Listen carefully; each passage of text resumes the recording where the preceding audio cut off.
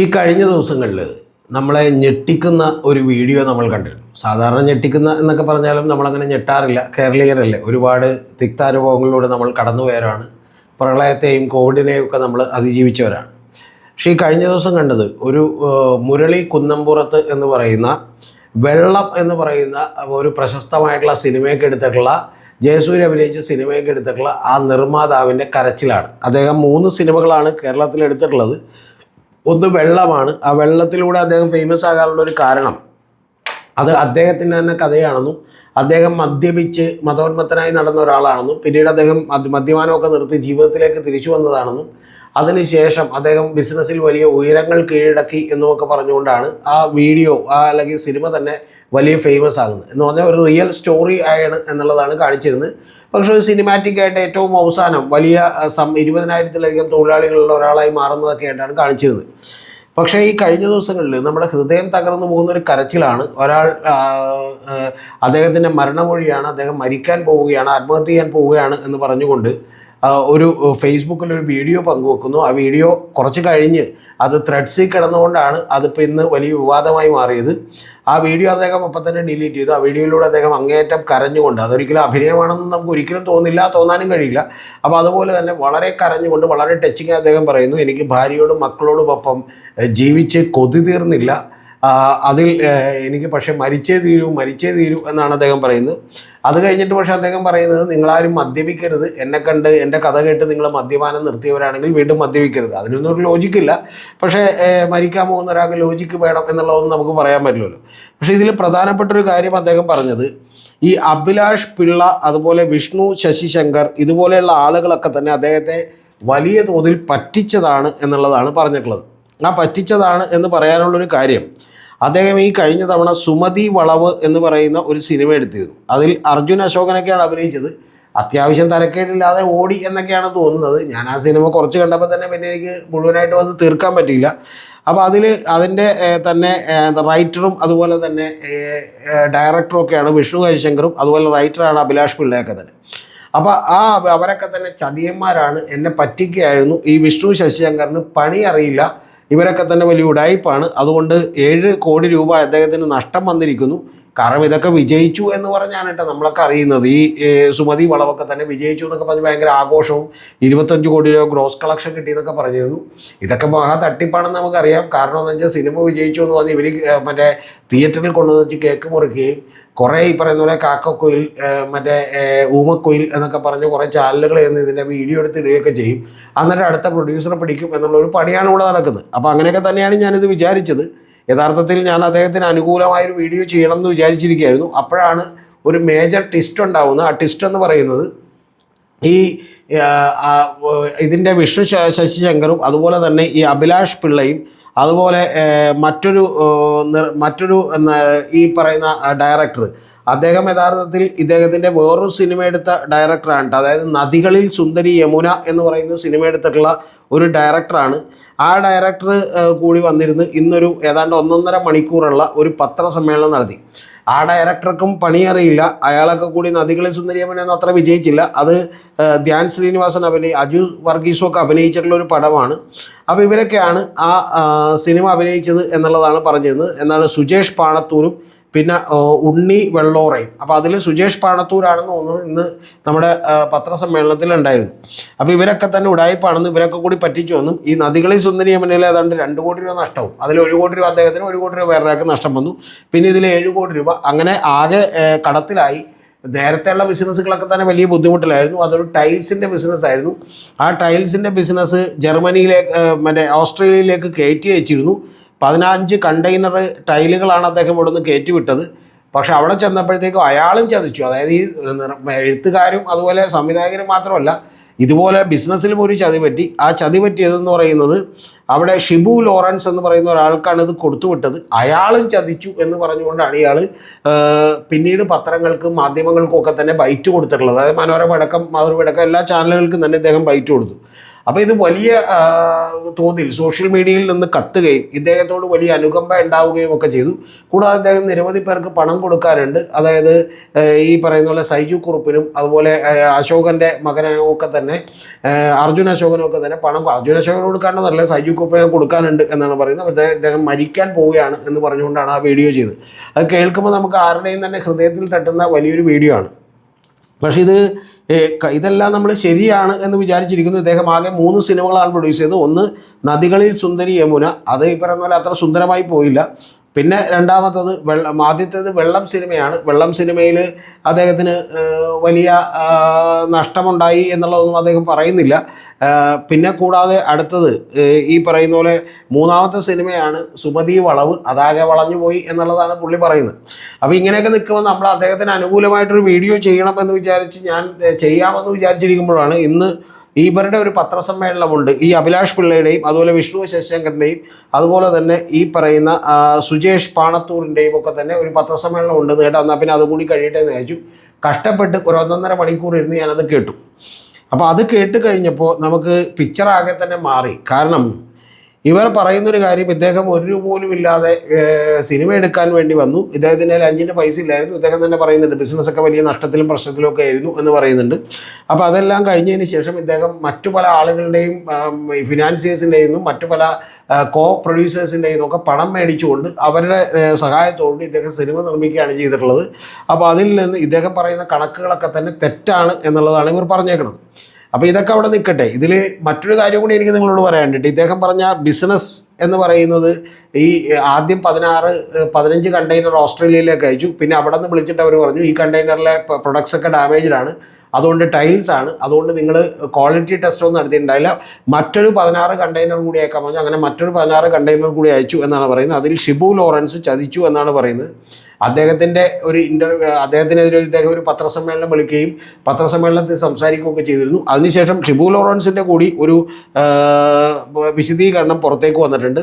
അതൊക്കെ വളരെ വിചിത്രമായ വിശദീകരണമാണ്. എന്ന് പറഞ്ഞാൽ ഇദ്ദേഹത്തിൻ്റെ ഒരു പാർട്ട്ണറായിട്ടുള്ള അനൂപ്, ഈ അനൂപിന് ഇദ്ദേഹം പണം കൊടുക്കാനുള്ളതുകൊണ്ടാണ് ഇദ്ദേഹം പാർട്ട്ണറായി വെച്ചത്. ആ അനൂപിനെ ഓസ്ട്രേലിയക്ക് അയച്ചു എന്നും അനൂപും ഇദ്ദേഹവുമായിട്ട് ഏറ്റവും ഒടുവിൽ തെറ്റിയെന്നും 1 കോടി രൂപ അനൂപിന് കൊടുക്കാനുണ്ടെന്നും അനൂപിന് കൊടുക്കാനുള്ള ബാധ്യത കൂടി ഇവർ 3 പേരും കൂടി ഒരു കരാറുണ്ടാക്കിയെന്നും അതിൽ ഇദ്ദേഹം കൂടുതലായി ഇനി ഫ്യൂച്ചറിലേക്ക് അയക്കുന്ന എല്ലാ കണ്ടെയ്നറുകൾക്കുള്ള പൈസയിൽ ചെറിയൊരു എമൗണ്ട് ഇദ്ദേഹത്തിന് അയക്കുന്നത് കൂടാതെ ഒരു എമൗണ്ട് ഈ പറയുന്ന പോലെ അനൂപിന് കൂടി അയച്ചു കൊടുത്തേക്കാം എന്നൊക്കെ പറഞ്ഞുള്ള ഒരു കരാറുണ്ടാക്കി. അല്ലാതെ ഷിബു ലോറൻസ് ഞാൻ ആരെയും ചതിച്ചിട്ടില്ല എന്നുള്ളതാണ് അദ്ദേഹം പറയുന്നത്. കൂടാതെ ഷിബു ലോറൻസ് പറയുന്ന ഒരു കാര്യം, ഇദ്ദേഹം ഒരു പ്രൊഡ്യൂസറാണ്. പ്രൊഡ്യൂസർ എന്ന് പറഞ്ഞാൽ സിനിമയുടെ അല്ല, ഇദ്ദേഹം ഒരു മാനുഫാക്ചറാണ്. യഥാർത്ഥത്തിൽ ഈ ടൈൽസിൻ്റെ എന്നൊക്കെ പറഞ്ഞിട്ടാണ് ഷിബു ലോറൻസിൻ്റെ അടുത്ത് ചെന്നത്. പക്ഷേ മാനുഫാക്ചറർ അല്ല, പകരം ഇദ്ദേഹം ഒരു ട്രേഡർ മാത്രമാണെന്നാണ് ഇപ്പോൾ പറയുന്നത് എന്നുള്ളതാണ് പറയുന്നത്. അപ്പോൾ ഇതങ്ങനെ നിൽക്കട്ടെ. ഇതൊക്കെ ഇപ്പോൾ അവർ തമ്മിലുള്ള വിഷയം, അതൊക്കെ അവർ തീർക്കട്ടെ എന്ന് നമുക്ക് വിചാരിക്കാം. പക്ഷേ പ്രധാനപ്പെട്ട ഒരു കാര്യം കൂടി ഉള്ളത്, ഇന്ന് ഈ വിഷ്ണു ശശിശങ്കറും അതുപോലെ തന്നെ അഭിലാഷ് പിള്ളയും ഈ പറയുന്ന സുജേഷ് പാണത്തൂരും കൂടി നടത്തിയിട്ടുള്ള പ്രസ് മീറ്റിൽ അവർ ഏറ്റവും പ്രധാനപ്പെട്ട ഒരു കാര്യം പറയുന്നത്, ഇതിലെ പ്രധാനപ്പെട്ട വില്ലൻ എന്ന് പറയുന്നത് അല്ലെങ്കിൽ ഈ പറയുന്ന പോലെ ചോര കുടിക്കുന്ന ചെന്നായ് എന്ന് പറയുന്നത് അത് നമ്മുടെ പ്രിയപ്പെട്ട ഉണ്ണി മുകുന്ദനാണെന്നാണ്. എനിക്ക് കേട്ടപ്പോൾ ശരിക്കും പറഞ്ഞാൽ ആദ്യം ചിരിയും വന്നു, പിന്നെ ഈ പറയുന്ന പോലെ കുറച്ച് ബുദ്ധിമുട്ട് തോന്നി. പക്ഷേ ചിരി വന്നതിൻ്റെ കാര്യം എന്താണെന്ന് വെച്ചാൽ ഇവരെല്ലാവരും തന്നെ ഈ പറയുന്ന പോലെ ഒരു നമ്മുടെ ഈ നാട്ടിൽ ഇപ്പോൾ ഉള്ള ഒരു രാഷ്ട്രീയമായിട്ടുള്ള പരിതസ്ഥിതികളെയൊക്കെ തന്നെ ഉപയോഗപ്പെടുത്തിക്കൊണ്ട്, നിങ്ങൾക്കറിയാലോ ഒരു സിനിമ എടുത്ത് വിജയിപ്പിക്കാൻ വേണ്ടി ശ്രമിച്ചത്. അതായത് അയ്യപ്പൻ്റെയൊക്കെ സിനിമ മാളികപ്പുറം എന്ന് പറയുന്ന ഒരു സിനിമ എടുത്തുകൊണ്ടാണ് ഇവർ വിജയിച്ചത്. ആ സിനിമയൊക്കെ തന്നെ അത്ര നല്ല സിനിമയാണെന്നുള്ള അഭിപ്രായമൊന്നും എനിക്കില്ല. പക്ഷേ നമ്മുടെ ഇപ്പം നിലനിൽക്കുന്ന ചില സാഹചര്യങ്ങളെയൊക്കെ ഉപയോഗപ്പെടുത്തിക്കൊണ്ട് മാളികപ്പുറം എന്ന് പറയുന്ന ഒരു സിനിമ എടുത്തുകൊണ്ട് ഈ പറയുന്ന പോലെ മാളികപ്പുറം സ്റ്റാറായിട്ടാണ് ഉണ്ണി മുകുന്ദൻ വിലസിയിരുന്നത്.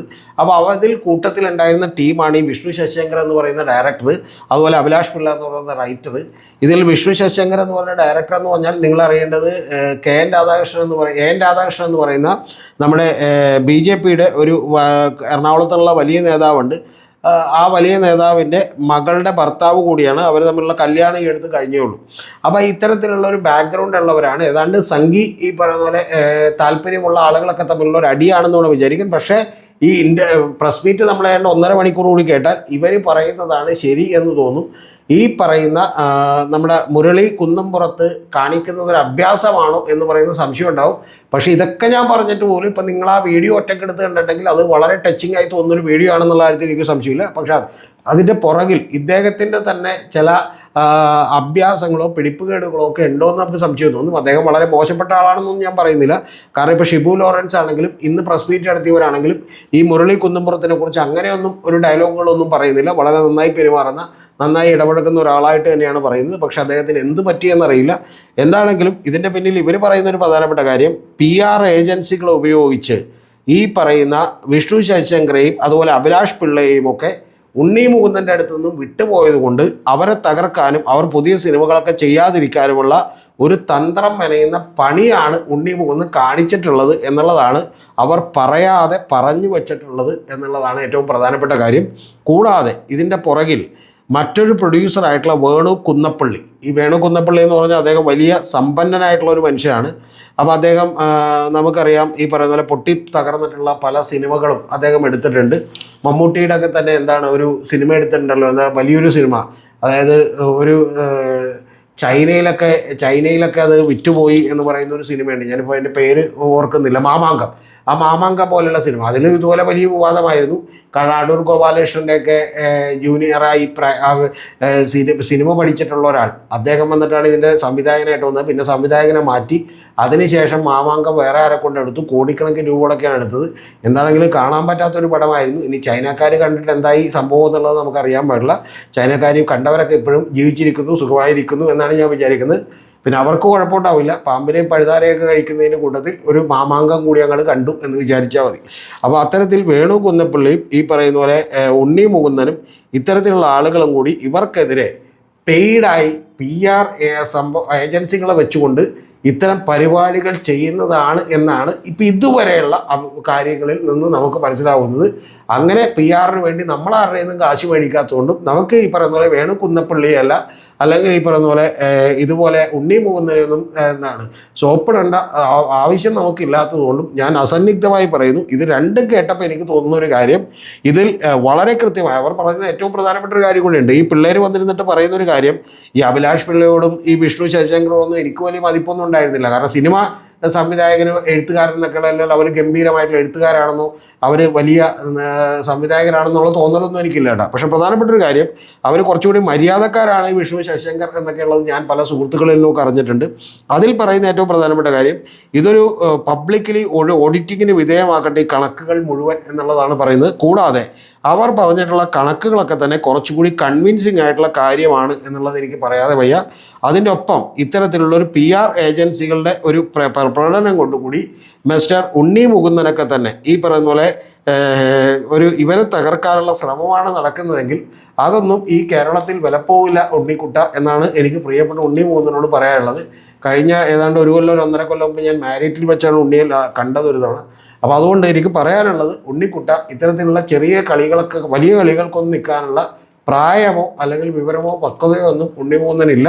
അതുകൊണ്ട് ഉണ്ണി മുകുന്ദൻ അഭ്യാസങ്ങളൊക്കെ നിർത്തിവെച്ചുകൊണ്ട് പ്രിയപ്പെട്ട ഈ പറഞ്ഞ പോലെ ഈ പിള്ളേരെ വെറുതെ വിടുകയും അവരെവിടെയെങ്കിലും പണിയെടുത്ത് ജീവിക്കുകയും ചെയ്തോളും എന്നാണ് എനിക്ക് പറയാനുള്ളത്. പിന്നെ മുരളി കുന്നംപുറത്തിന് ആരെങ്കിലുമൊക്കെ സഹായിക്കുമെങ്കിൽ, ഇപ്പോൾ വേണു കുന്നപ്പള്ളിയൊക്കെ വന്ന് സഹായിക്കും, നല്ല കഥയുണ്ടെങ്കിൽ ഞാൻ സഹായിക്കാമെന്നൊക്കെ പറഞ്ഞിട്ടുണ്ട്. അതൊക്കെ കാത്തിരുന്ന് കാണാൻ എത്രത്തോളം സഹായിക്കുമെന്ന്.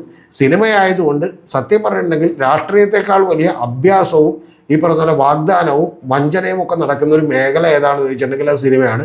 സിനിമയിൽ നിങ്ങൾക്ക് പിടിച്ചു നിൽക്കാൻ കഴിയുമെങ്കിൽ ഈ ലോകത്ത് നിങ്ങൾക്ക് എവിടെ പോയാലും എന്ത് വേണമെങ്കിലും പിടിച്ചു നിൽക്കാം. അതുപോലെ രംഗമാണത് എന്നുള്ളത് മറന്നു പോകരുത്. എങ്ങനെയും ആളുകളെ പറഞ്ഞ് ചാടിച്ച് ഈ പറഞ്ഞ പോലെ കുഴിയിലാക്കി ഒരു സിനിമ പ്രൊഡ്യൂസ് ചെയ്ത് അതിനുള്ള കാശ് ലാഭം എടുക്കാനുള്ള പരിപാടിയാണ് ഇവരൊക്കെ നോക്കുന്നത്. പിന്നെ ഇതിൽ ഈ മുരളി കുന്നംപുറത്ത് പറഞ്ഞേക്കുന്ന മറ്റൊരു കാര്യമുണ്ട്. സുജേഷ് പാണത്തൂർ എന്ന് പറയുന്നത് ഇവനൊന്നും സംവിധാനമൊന്നും അറിയില്ല, അതുപോലെ വിഷ്ണു ശശിശങ്കറിൻ്റെ സംവിധാനം അറിയില്ല എന്നൊക്കെയാണ് പറയുന്നത്. ഈ സുജേഷ് പാണത്തൂർ ഇന്ന് പുതിയൊരു സിനിമ കൂടി ഇറക്കിയിട്ടുണ്ട്. പുതിയത് നദികളിൽ സുന്ദരി യമന അത്ര വിജയിച്ചില്ല. പക്ഷേ പ്രകമ്പനം എന്ന് പറയുന്ന ഒരു സിനിമ എടുത്തിട്ടുണ്ട്. അതിപ്പോൾ ഞാൻ കണ്ടില്ല, പക്ഷെ എന്നാലെങ്കിലും അത് വിജയിച്ചിട്ടുണ്ട് എന്നുള്ളത് ഒരു യാഥാർത്ഥ്യമാണ്.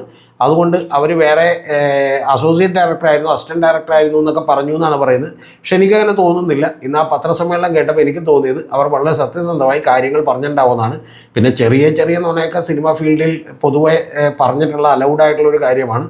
അപ്പോൾ അതുകൊണ്ട് അത്തരത്തിലുള്ള കാര്യങ്ങളൊക്കെ സിനിമ ഫീൽഡിൽ നിൽക്കണമെങ്കിൽ ആരും ചെയ്യുന്നുണ്ടാവും. പക്ഷേ പ്രധാനപ്പെട്ട ഒരു കാര്യം എന്ന് പറയുന്നത് ഇതൊക്കെ നമുക്ക് വിശ്വസിക്കാം. പക്ഷേ ഒരൊറ്റ കാര്യം എന്ന് പറയുന്നത് ഉണ്ണി മുകുന്ദൻ ഇതിൻ്റെ പുറകിൽ ഇത്തരത്തിലുള്ളൊരു പണിയുമായിട്ട് ഇറങ്ങിയിട്ടുണ്ട് എന്നുള്ളതിന് ചില സൂചനകൾ കൂടിയുണ്ട്. അത് വരും ദിവസങ്ങളിൽ പുറത്ത് വരും എന്നുള്ളതാണ്. അപ്പോൾ അതുകൊണ്ട് ഈ പറയുന്ന പോലെ മുട്ടനാടുകളെ തമ്മിലടിപ്പിച്ച് ചോര കുടിക്കുന്ന ചെന്നായിയാണ് ഉണ്ണി മുകുന്ദൻ എന്നാണ് ഇവരൊക്കെ പറഞ്ഞിട്ടുള്ളത്. ഒരു കാര്യം ഞാൻ എൻ്റെ പ്രിയപ്പെട്ട പ്രേക്ഷകരോട് പറയുന്നു, ഈ റീലിൽ കാണുന്ന ലൈഫുകളൊന്നും റിയൽ അല്ല. റിയൽ ലൈഫൊക്കെ കണ്ടിട്ടുണ്ടെങ്കിൽ നമ്മൾ ഇവരെ ആരെയും ആരാധിക്കില്ല എന്നുള്ളത് മാത്രമാണ് എനിക്ക് പറയാനുള്ളത്. അതുകൊണ്ട് ഇതൊക്കെ കേട്ടും കണ്ടും നമ്മൾ അങ്ങോട്ട് വിശ്വസിക്കരുത് എന്നുള്ളതാണ്. ഇനി അടുത്ത സിനിമയിൽ ഇവർ ഈ പറയുന്ന പോലെ ദൈവദൂതന്മാരും ദൈവത്തെ പോലെയുള്ള ആളുകളും ഒക്കെ ആയിട്ട് പ്രത്യക്ഷപ്പെടും. അതൊക്കെ സിനിമ എന്നുള്ള നിലക്ക് 3 മണിക്കൂർ കണ്ട് എൻജോയ് ചെയ്ത് അത് കഴിഞ്ഞിട്ട് എഴുന്നേറ്റ് പോകണം. അല്ലാതെ ഇവരുടെയൊക്കെ സ്വഭാവം ഇതായിരിക്കുമെന്ന് നമ്മളാരും വിചാരിച്ച് കളയരുത് എന്നുള്ളതാണ് എനിക്ക് പറയാനുള്ളത്. ഇനി മുരളി കുന്നുംപുറത്തിനോട് എനിക്ക് പറയാനുള്ളത്, ഇതാണ് താങ്കൾ യഥാർത്ഥത്തിൽ ഇത് അഭിനയിച്ചൊരു വീഡിയോ ആണ് ഇട്ടിട്ടുള്ളതെങ്കിൽ എനിക്ക് താങ്കളോട് പറയാനുള്ളൊരു കാര്യം എന്ന് പറയുന്നത്, താങ്കൾ ഗംഭീരനായ ഒരു അഭിനേതാവാണ്. ആ ഫീൽഡിൽ താങ്കളൊന്ന് നിർമ്മാണം മാറ്റിപ്പിടിച്ചാൽ കുറച്ച് ചില്ലറ ഉണ്ടാക്കാം എന്ന് മാത്രമാണ് എനിക്ക് പ്രിയപ്പെട്ട മുരളി കുന്നുംപുറത്തോട് പറയാനുള്ളത്. ഞാൻ അടുത്ത് തന്നെ ഉണ്ട്, പക്ഷേ എനിക്ക് വീട്ടിൽ വന്ന് കാണാൻ സമയമില്ലാത്തതുകൊണ്ട് ഇതൊരു ഉപദേശമായി എന്നേക്കാൾ പ്രായമുള്ള ആളാണെങ്കിലും പരിഗണിക്കണമെന്ന് ഞാൻ താങ്കളുടെ നന്മയ്ക്ക് വേണ്ടിയിട്ട് ആവശ്യപ്പെടുന്നു.